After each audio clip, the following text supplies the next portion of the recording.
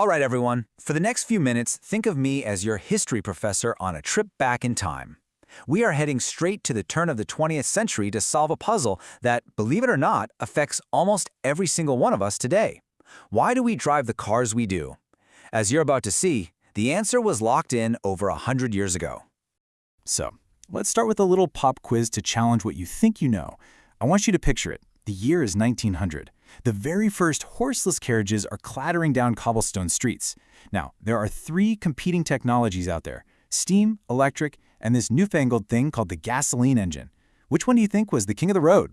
If you guessed gasoline, you're not alone, but you'd be wrong. Dead wrong, actually. It was in a distant last place. I mean, look at this data from 1900, it's pretty shocking. Steam-powered cars had a commanding 40% of the market. Right on their heels were electric cars at 38%. And the noisy, smelly gasoline engine, it was the clear underdog with just 22% of the market. And that right there sets up our central mystery.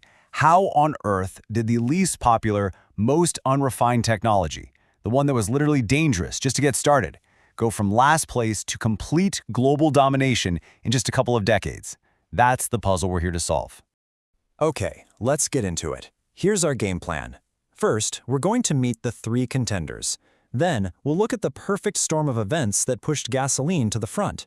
Third, we'll dig into how society and infrastructure really sealed the deal. And finally, we'll see why this whole thing was truly a victory of context. So, first up, let's get to know the racers at the starting line all the way back in 1900.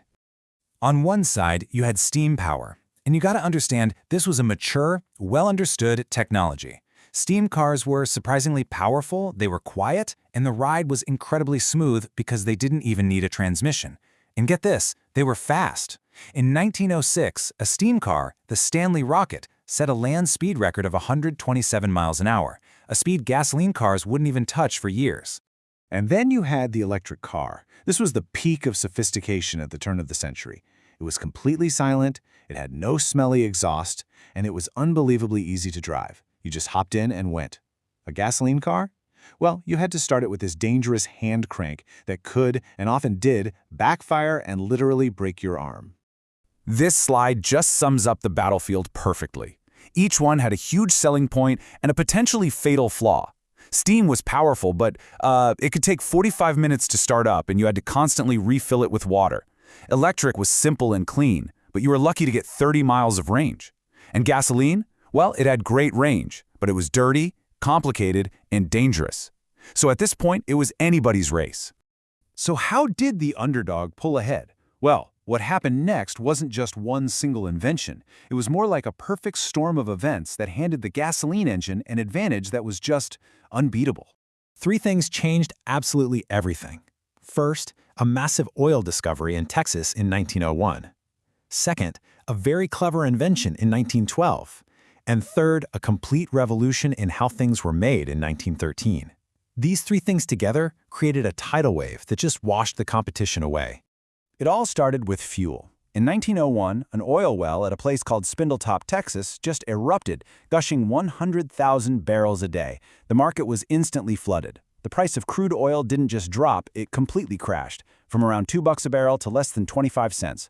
All of a sudden, gasoline, which had basically been a useless waste product from making kerosene for lamps, was everywhere, and it was dirt cheap.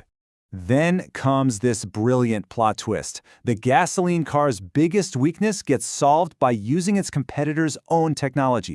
In 1912, a guy named Charles Kettering invented the electric self-starter for Cadillac. This one device got rid of that dreaded arm-breaking hand crank. And in a single move, the electric vehicle lost its most attractive feature, because now the gasoline car was just as easy to start. And this chart shows the economic knockout punch. While electric cars stayed expensive, luxury items made in small numbers, Henry Ford was doing the exact opposite. In 1912, a Model T cost $650, while an average EV was $1,750. But by 1923, thanks to his moving assembly line, Ford dropped the price of a brand new car to just $265. He made the car affordable for the average American family, and that car ran on gasoline. But you know, it wasn't just about price and technology. The very way American society was structured at the time, it played a huge role, creating a world where only one type of car could really win. This is one of the most important factors. You have to remember, America in the early 1900s was overwhelmingly rural, and it wasn't electrified. By 1920, only about a third of homes had electricity, and almost all of them were in cities. So think about it. If you lived on a farm, how were you supposed to charge an electric car? You couldn't. But you could definitely get a barrel of gasoline delivered to the local general store. And at the same time, the Good Roads movement was paving roads between towns, which created this new desire for long-distance travel that the EV's 30-mile range just couldn't handle. Now here's a twist I bet you didn't see coming. Gender roles. As gasoline cars got this image of being all about power and adventure, electric car makers tried to find their own little niche. And they did that by marketing their cars directly at wealthy women in the cities. You'd see ads highlighting how quiet and clean the cars were, with one promising a woman could drive without ruining her, get this, toilet immaculate or coiffure intact.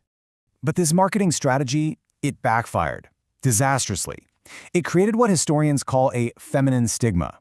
Motoring was seen by men, who were the vast majority of buyers, as this rugged, adventurous, masculine thing to do.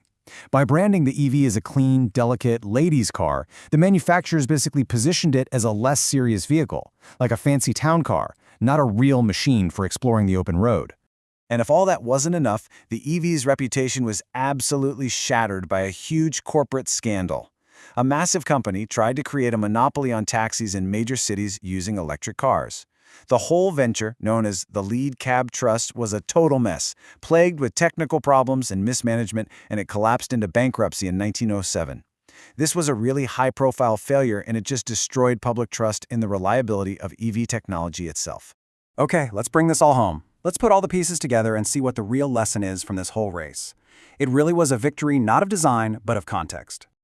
I mean, just look at this slide. It shows the incredible change in just 20 years. In 1900, you could have made a really strong case for any of the three technologies. But by 1920, the game was over. On all the things that mattered most to the American buyer, range, cost, and a way to refuel, gasoline had won, and it wasn't even close. And this really brings us to the most important takeaway of all.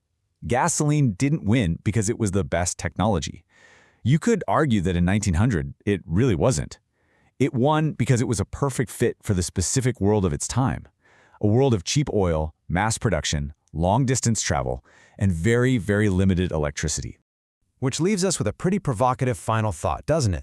100 years ago, our infrastructure, our roads, our energy grids basically chose our cars for us. So today, as we're trying to pivot back to electric vehicles, you have to wonder, are the cars of the future going to be limited by the infrastructure of the past? It's definitely something to think about. Hey, thank you so much for joining me on this little historical detective story.